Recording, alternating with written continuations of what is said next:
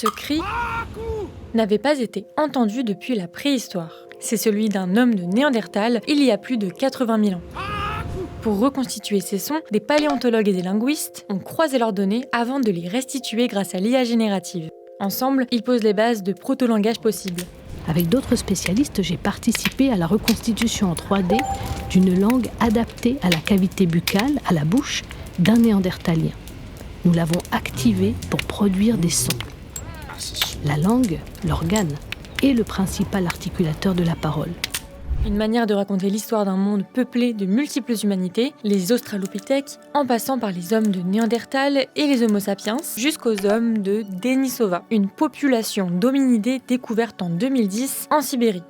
Ils reconstituent les bruits de la nature, les gestes, les voix, ou bien les interactions sociales datant d'il y a plusieurs milliers d'années.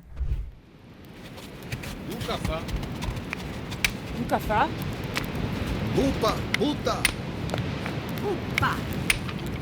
Vous entendez des échanges rapides entre plusieurs membres du groupe.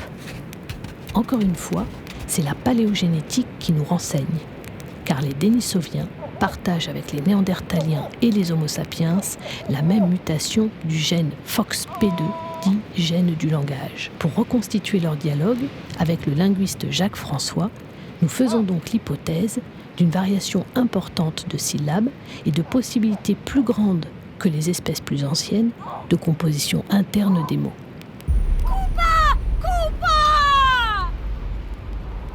Kassou. Vous entendez ? Il n'y a pas de son I.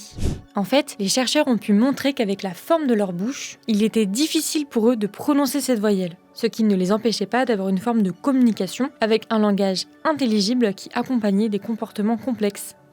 Il faut attendre l'apparition des Homo sapiens, il y a environ 300 000 ans, pour entendre ce fameux son I.